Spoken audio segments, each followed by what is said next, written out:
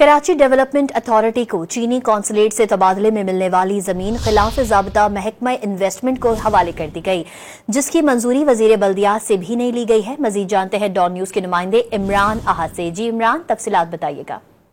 देखिए, बिल्कुल ये साबका चाइनीज कॉन्सुलेट है जिसको केडीए ने तबादले में मिलने वाले जो बंगले है कि जो केडीए को दिया गया था, इसके हवाले से खिलाफ ज़ाब्ता महकमा सिंह इन्वेस्टमेंट बोर्ड है उसको हवालगी कर दिया गया है ये बंगला, जबकि पीसीएचएस में 2000 गज के जो बंगला है इसके बदले में केडीए ने 4212 गज की जो प्लॉट है वो अलाउट किया था, जबकि साबका चाइनीज कॉन्सुलेट ने क्लिफ्टन की जमीन लेके कराची पीसीएचएस में अपना बंगला जो है वो केडीए के हवाले कर दिया था। केडीए के अफसरान ने खिलाफ ज़ाब्ता 2000 गज का बंगला जो है वो महकमा सिंह इन्वेस्टमेंट को के हवाले कर दिया। केडीए गवर्नर बॉडी की इजाजत जरूरी होती है कि इतनी बड़ी जो जमीन है वो किसी को दी जाए तो उसके हवाले से वहां से गवर्नर बॉडी से इजाजत ली जाए, मगर महकमा को ने गवर्नर बॉडी से भी इजाजत नहीं ली और ऐसे ही उठा के बंगला जो है वो सिंध गवर्नमेंट के हवाले कर दिया। महकमा इन्वेस्टमेंट ने 9 नवंबर को ये बंगला देने के लिए खत लिखा था, जबकि 10 दिसंबर 2024 को केडीए ने बगैर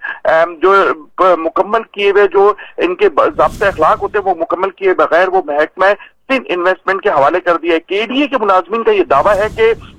इस बंगले को तकरीबन 80 करोड़ का ये बंगला है, अगर इस बंगले को फरोख्त कर दे केडीए तो बहुत सारे लोग ऐसे हैं जिनकी तनख्वाह अभी तक अदा नहीं की गई, पेंशन अदा नहीं की गई, उनको पेंशन मिलेगी, मगर गैर कानूनी तौर पे चाइना कॉन्सुलेट है